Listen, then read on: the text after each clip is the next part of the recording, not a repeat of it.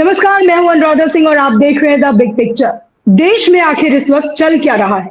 भ्रष्टाचार मुक्त भारत का नारा देने वाली भारतीय जनता पार्टी सरकार खुद भ्रष्टाचार के महादलदल में आकंठ डूब चुकी है। कभी मध्य प्रदेश का जमीन विवाद, कभी राम मंदिर के नाम पर चंदा चोरी के गंभीर आरोप, तो कभी करोड़ों युवाओं के भविष्य को बर्बाद करने वाला पेपर लीक। और अब तो इस सरकार ने मानवता को शर्मसार कर दिया है। आस्था, शिक्षा और जमीन के बाद अब स्वास्थ्य में भी डाका डाला गया है। देश की राजधानी दिल्ली में 700 करोड़ का बड़ा स्वास्थ्य घोटाला सामने आया है। सेंट्रल प्रोक्योरमेंट एजेंसी यानी कि सीपीए, जिसका काम था कम दाम में गरीबों के लिए अच्छी दवाइयां और मशीनें खरीदना, उसने भारतीय जनता पार्टी के नेताओं और भ्रष्ट अफसरों के साथ मिलकर जनता की जेब और सेहत पर सीधे डाका डाला है।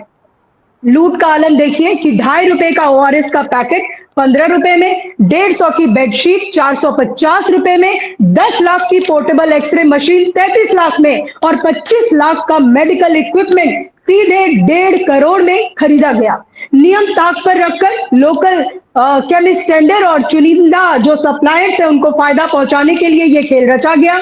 एंटी करप्शन ब्रांच यानी कि एसीबी ने इस मामले में पूर्व डीजीएचएस डॉक्टर वत्सला अग्रवाल और CPA head doctor Vinod Kumar रंगा समेत कई बड़े अधिकारियों को गिरफ्तार कर लिया है। और आज इसी मुद्दे पर हमारे साथ जुड़े हैं आम आदमी पार्टी के दिग्गज नेता सोमनाथ भारती जी। आप दिल्ली सरकार में मंत्री भी रह चुके हैं और पार्टी के राष्ट्रीय प्रवक्ता भी हैं। स्वागत है आपका द पब्लिक इंडिया पर। थैंक यू जी।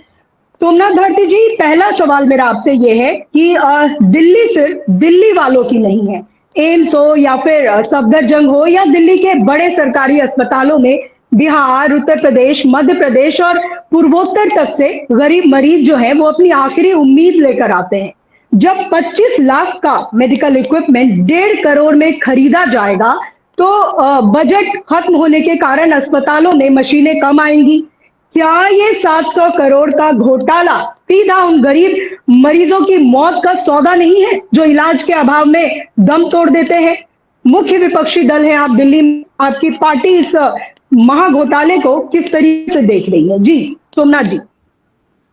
आपका सबसे पहले बहुत बहुत धन्यवाद कि आपने मुझे अपने शो में बुलाया इस बड़े गंभीर मुद्दे के ऊपर। देखिए, साल से थोड़ा ज्यादा हुआ है भाजपा को दिल्ली सरकार में आए हुए, और आते ही इतना बड़ा घोटाला इन्होंने कर डाला। आप सोचें कि 27 साल बाद धोखे से दिल्ली में भाजपा सरकार बनाई, लगा कि शायद इनके मन में जनता के लिए करने को बहुत कुछ होगा। इनके पास तीन तरह की सरकारें पहले थी। केंद्र इनके पास था, एलजी इनके पास थे और एमसीडी इनके पास थी।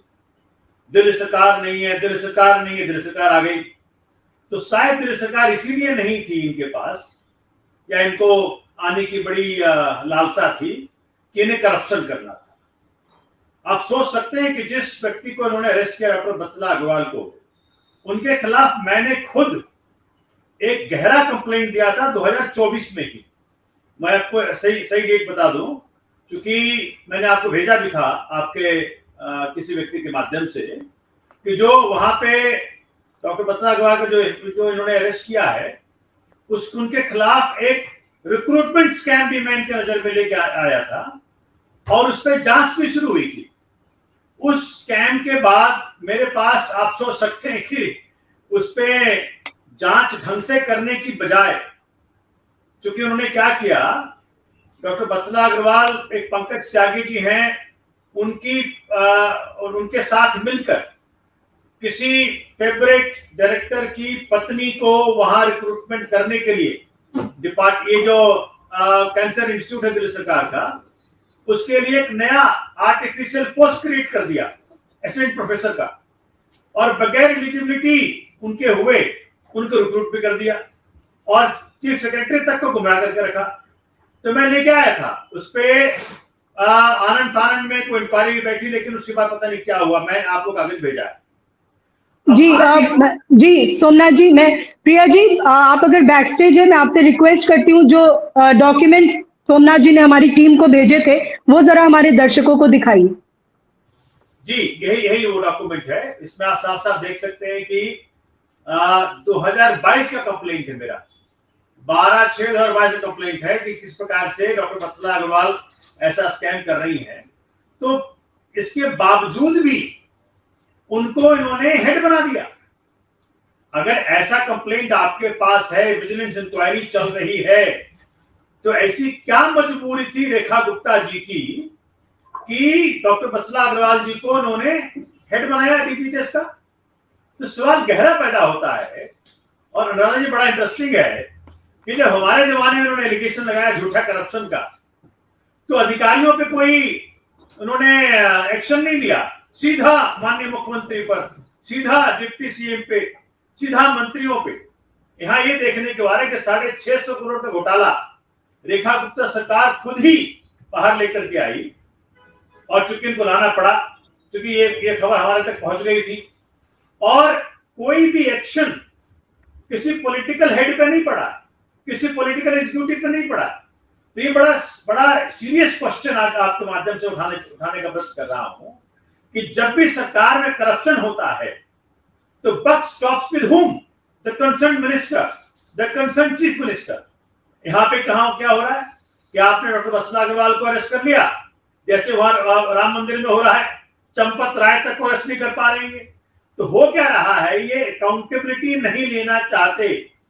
अगर 150 रुपये की बेडशीट 450 रुपए में खरीदी गई, जो अस्पताल 200 बेड का है वहां 2 लाख बेडशीट खरीदे गए, 25 लाख का एक्सरे मशीन अगर 1.5 करोड़ में खरीदा गया, तो मुझे आप बता सकते हैं, क्योंकि ये कोई it's not a rocket science to find out कि जी इसमें तो बड़े बड़े लोग इन्वॉल्व होंगे। क्या मंत्री के इन्वॉल्वमेंट के बगैर हो गया? क्या इसमें जो फाइनेंशियल परमिशन है उसको नहीं लिया गया था? तो बड़े से बड़े सवाल पैदा होते हैं। इसलिए मैं ये देख पा रहा हूं कि भाजपा बड़े आसानी से 2-4 जैसे वहां कर रहे हैं, राम मंदिर के अंदर 8 जो गार्ड और ड्राइवर के ऊपर एक्शन लेकर के बचने का प्रयत्न कर रहे हैं, लेकिन बच नहीं पाएंगे क्योंकि पूरा हिंदू समाज जग चुका है। उसी प्रकार से दिल्ली में 650 करोड़ घोटाला करके डॉक्टर वत्सला अग्रवाल तक को अरेस्ट कर लिया, जबकि उनके खिलाफ मेरा पर्सनल मैंने दे रखा था कंप्लेंट करप्शन का, रिक्रूटमेंट स्कैम का। तो ऐसी क्या मजबूरी थी रेखा गुप्ता जी की कि ऐसे व्यक्ति को उन्होंने डीजीएचएस का हेड बनाया? बिल्कुल, बड़े गंभीर आरोप लगा रहे हैं आप। यहाँ मैं आपसे एक चीज और समझना चाहती हूँ कि टेंडर तो ओपन होना चाहिए था, जितने भी टेंडर्स होते हैं उन्हें ओपन होना चाहिए, ताकि दवाइयां जो हैं वो मरीजों को कम से कम रेट पर अवेलेबल हो पाए। लेकिन जानबूझकर जो है इन लोगों ने लोकल केमिस्ट टेंडर का सहारा लिया, और नतीजा यह है कि सरकारी अस्पतालों में जब हम जाते हैं, दवाई के जो काउंटर्स होते हैं वहां पर बोर्ड टंगा रहता है नॉट अवेलेबल का, और मरीजों को मजबूरन बाहर से महंगी दवाइयां खरीदनी पड़ती हैं। तो आपको क्या लगता है कि दिल्ली का पूरा जो स्वास्थ्य विभाग है अब माफियाओं के कंट्रोल में है? अनुराधा जी, देखिए, जब हम सरकार में थे तो हमने एक tertiary level of tertiary framework create किया था दिल्ली के स्वास्थ्य सेवाओं का। सबसे पहला उसका लेयर था मोहल्ला क्लिनिक, जो कि हर वार्ड में करीब हर वार्ड में 2-3 करके हम लोगों ने खोल रखा था। हो सकता है अधिक भी हो गई जगह। तो बेसिकली था कि 10,000 पॉपुलेशन पे एक मोहल्ला क्लिनिक हमने खोला था। और आपको बताऊं, उस मोहल्ला क्लिनिक के माध्यम से खास करके जो महिलाएं हैं, देखो भारतीय समाज में मुसीबत क्या है ना, महिला चाहे बड़े घर की हो या छोटे घर की हो, वो सबका एक ही चीज होता है कि भाई पहले बच्चों पे खर्च करेंगे, फिर पति पे खर्च करेंगे, अपने पे खर्च कम करती है। तो अपने स्वास्थ्य की देखभाल भी कम करती है। हमने ये देखा था अपने कार्यकाल के अंतर्गत कि हमारे मोहल्ला क्लिनिक से जो क्षेत्र की महिलाएं थी, वो बहनें, वो बेटियां, वो बहुएं, वो माताएं जो अपने में खर्च नहीं करती थी, उनको बड़ा अच्छा एक्सेस मिल गया था। वो जाती थी, अपने फुल बॉडी चेकअप करा लिया, सारे टेस्ट करा लिए, हर प्रकार के कैंसर का टेस्ट करा लिया। वो आज करीब बंद हो चुका है। मेरे अपने क्षेत्र में जो 11 मोहल्ला क्लिनिक हमने खोले थे, मैं जाता हूं वहां पे, हाहाकार मचा हुआ है। मतलब खास करके महिलाओं को इतना नुकसान पहुंचाया इन लोगों ने, मोहल्ला क्लिनिक बंद करके नाम बदल दिया आयुष्मान। अरे भाई, आयुष्मान रखो चाहे कुछ भी नाम रखो, लेकिन जब दवाइयां ही नहीं होंगी, जब डॉक्टर ही नहीं बैठेंगे, जब टेस्ट ही नहीं होंगे, तो क्या फायदा है उसका?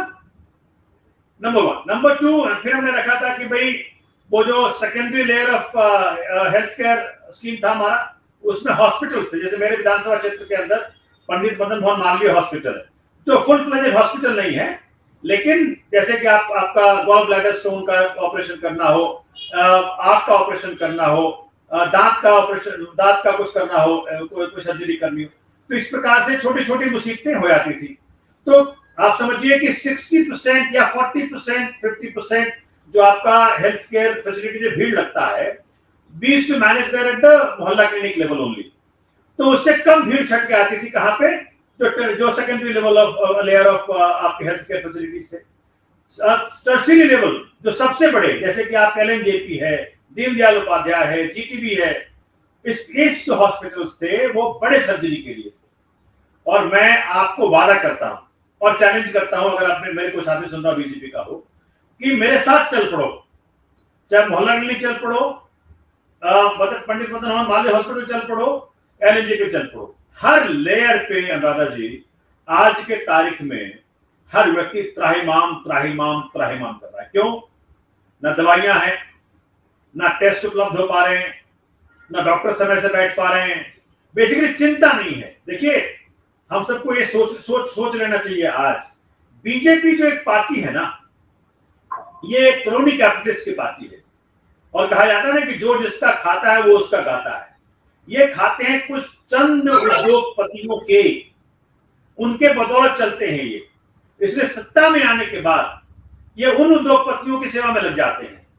अब आज प्राइवेट हॉस्पिटल्स जिस प्रकार से दिल्ली में लूट मचा रहे हैं, मैं शब्द यूज कर रहा हूं जानबूझकर के, लूट मचा रहे हैं। क्योंकि देखिए, स्वास्थ्य ऐसी चीज है, किसी की मां बीमार हो जाए ना, अपना घर बेच देगा। किसी की पत्नी, किसी का पति, किसी का बच्चा बीमार हो जाए, वो किसी भी हद तक जाकर के इलाज करवाने का प्रयत्न करेगा। इसलिए आज कहां भीड़ लग रही है? प्राइवेट हॉस्पिटल्स में। और कहां से भीड़ गायब हो रही है? सरकारी हॉस्पिटल्स। क्यों? दवाइयां नहीं है, सर्जरी टाइम से नहीं हो रही है, डॉक्टर ऑपरेशन का डेट देते हैं, आते नहीं है। तो आज क्या हो रहा है दादाजी, मतलब भगवान श्री राम देखें, फैसला करें इसका, कि आज जो वादे करके ये दिल्ली में आए थे, सब वादे तो वादे ही रह गए। ये तो ऊपर से चला आ रहा है, जैसे मोदी जी के वादे ही रह गए। जैसे दिल्ली में उन्होंने कहा 2500 रुपया हर महिला को देंगे, हर महीना देंगे, वो वादा ही रह गया। सिलेंडर, मतलब हर कुछ में मुसीबत है। और आज मतलब ये तो सबसे निम्न स्तर का पाप है, या कहें उच्च स्तर का पाप है। क्योंकि किसी मरीज को उसका दवा ना मिले, किसी मरीज को ऑपरेशन के लिए पैसे देने पड़े, किसी मरीज को जो डेट मिले उस पर डॉक्टर ऑपरेशन ना करे, फिर उसको जानबूझ करके ऐसा स्थिति क्रिएट करे कि वो भागे प्राइवेट की तरफ, तो ये तो गहरा पाप है। मतलब कमाई तो बढ़े नहीं, खर्चा बढ़ रहा है। और खर्चा ऐसा वैसा बढ़ रहा है। आज दादाजी आप हमारे साथ चल पड़िए दिल्ली की सड़कों पे, दिल्ली की कॉलोनीज में, जो जिन लोगों को जरूरत है सरकार की, आप रो रहे हैं, लोग खून के आंसू रो रहे हैं। एक तो उन्होंने चुनाव चोरी किया, दूसरा वोट चोरी किया, मतलब कई प्रकार से इन्होंने चुनाव अपने तरफ करने का प्रयत्न किया। देखा आज न्यूज आया ना, वो राजू कुमार जी जिन्होंने कि दिल्ली में इनको आने में मदद की, 2024 लोकसभा में मदद किया, उनको उन्होंने एचडीएफसी का नया चेयरमैन बना दिया। तो सब कुछ दिख रहा है, सबको दिख रहा है कि किस प्रकार से लोगों को ये मैनेज करते हैं, फाइल बना के मैनेज करते हैं, फिर ये पोस्ट रिटायरमेंट बेनिफिट के लालच देकर के मैनेज करते हैं। और उस प्रकार से क्षेत्र के अंदर, दिल्ली के अंदर हाहाकार मचा हुआ है। मतलब गंदा पानी आना, स्कूलों की बर्बादी कर देना, जो हमने व्यवस्था लाई थी स्कूलों के अंदर, अस्पतालों के अंदर, ऐसा गंद मचा दिया इन लोगों ने। आज अगर फ्री एंड फेयर इलेक्शन हो जाए, मैं बड़ी बात कहने जा रहा हूं, तो माननीय मोदी जी भी किसी भी विधानसभा क्षेत्र से जीत नहीं पाएंगे खुद, ये बता दूं मैं आपको। इतना गुस्सा है जनता। बिल्कुल, लगातार विपक्ष भी, कांग्रेस भी हमलावर है। जिस तरीके से पूरे देश में एक के बाद एक घोटाले सामने आ रहे हैं, भ्रष्टाचार सामने आ रहा है, भगवान राम तक को नहीं छोड़ा गया, भक्तों की भक्ति के साथ खिलवाड़ किया गया। सोमनाथ जी, मैं आपसे ये जानना चाहती हूँ कि चलिए आप लोग हार गए इस बार, लोकतंत्र है, हार जीत तो लगी रहती है, चुनावी प्रक्रिया है, पर जनता ने आपको भी चुना था, आपको अपनी आवाज बनाया था।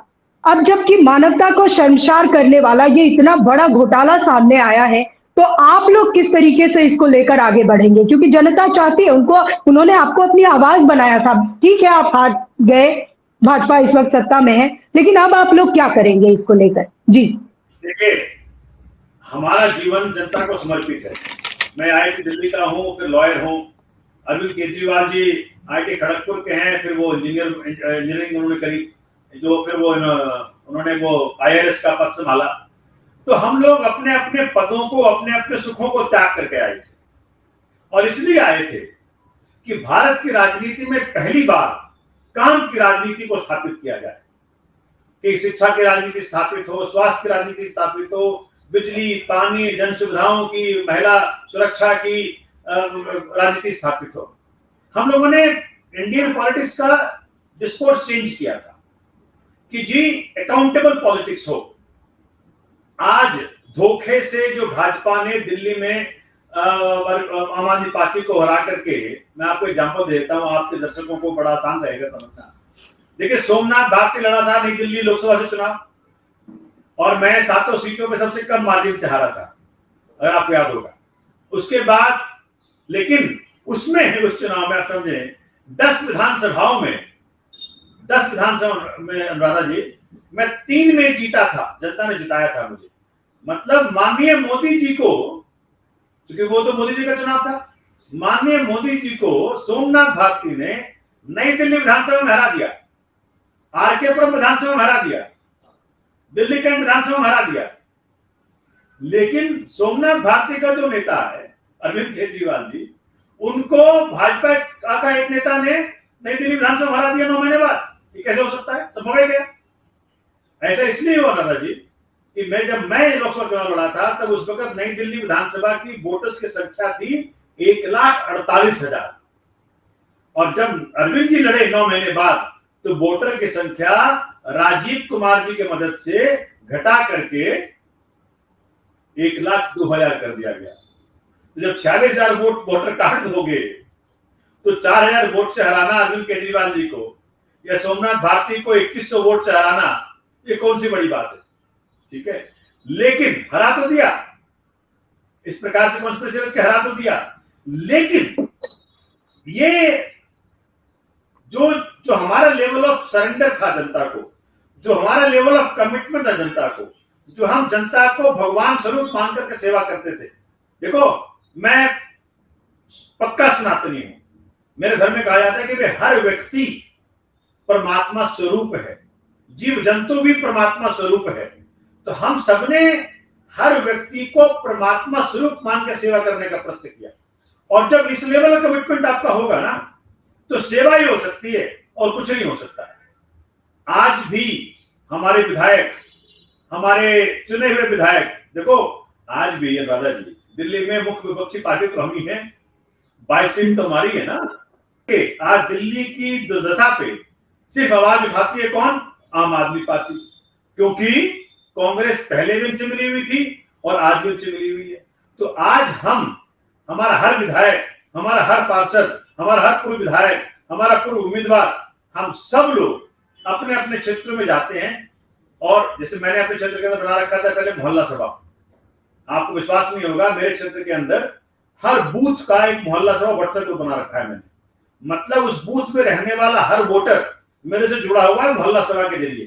पूरे 12 साल मैंने घर बैठे मेरे क्षेत्र के हर व्यक्ति, जैसे आप अभी स्टूडियो में हैं, आपके पास वक्त नहीं है, लेकिन घर में कोई समस्या है, सड़क खराब है, कोई लाइट नहीं चल रही, कोई भी समस्या है, तो आपको कहीं जाने की जरूरत नहीं थी। हमारे समय में आप जाते मेरे अपने बूथ मोहल्ला में, वहां लिखते कि Anuradha Singh, address, phone number and समस्या, that's all. That was the kind of level of commitment which Somnath Bharti had towards his people, and that is what today also is available to many people. तो मैं हर जगह जा रहा हूँ। जो मेरे साथी हैं सौरभ भारद्वाज जी, जो उस वक्त स्वास्थ्य मंत्री थे, उनको बहुत फंसाने का प्रयत्न किया गया। भाजपाइयों ने 650 करोड़ का जो घोटाला किया है, उसमें उनका नाम लेने का प्रयत्न किया, बट फैक्ट तो कुछ और कह रहे हैं ना जी। देखो 2022 में सोमनाथ भारती ने चिट्ठी लिखी थी, आपको मैंने भेजा, ये उन्हीं का एक्नॉलेजमेंट है। तो हो क्या रहा है, हमारा जमाना तो ऐसा था दादा जी, अरविंद केजरीवाल जी अपने मंत्रियों को सिर्फ किसी सस्पिशन के आधार पे भी, है ना, वो उनको इस्तीफा दिला करके, सस्पेंड करके, उनको बर्खास्त करके सौंप देते थे सीबीआई को। इनमें हिम्मत है? इतनी बड़ी घोटाला कर लिया इन्होंने 650 करोड़ का, लेकिन रेखा गुप्ता जी किसी मंत्री को रिस्पॉन्सिबल नहीं ठहराएंगे। एलजी साहब आज रेखा गुप्ता रिस्पॉन्सिबल नहीं ठहराना चाहते, जो एलजी साहब मतलब हर चीज में आ जाते थे बाहर, आज इतना बड़ा घोटाला हो गया, लोगों के स्वास्थ्य के साथ खिलवाड़ हो रहा है। मतलब आप सोच सकते हैं कि ओआरएस पे घोटाला कर लिया हम लोगों ने, एक्सरे मशीन में घोटाला कर लिया हम लोगों ने, लेकिन एलजी साहब का कोई वक्तव्य नहीं है आज। बिल्कुल सोमनाथ जी, जरा वक्त की कमी है, तो मैं ये कहना चाहती हूँ कि चर्चा में जो बातें सामने आई, शिक्षा, स्वास्थ्य, जमीन और आस्था, भ्रष्टाचार की कोई सीमा नहीं बची है। टेंडर फिक्सिंग से लेकर फाइलें गायब करने का ये पूरा का पूरा खेल दिखाता है कि सत्ता के गलियारों में पारदर्शिता की धज्जियां उड़ाई जा रही हैं। अधिकारी सलाखों के पीछे है, लेकिन जनता की गाढ़ी कमाई के 700 करोड़ डकारने वाले असली चेहरे जो हैं वो बेनकाब होने अभी बाकी हैं। चर्चा में शामिल होने के लिए सोमनाथ जी आपका बहुत बहुत धन्यवाद। नमस्कार।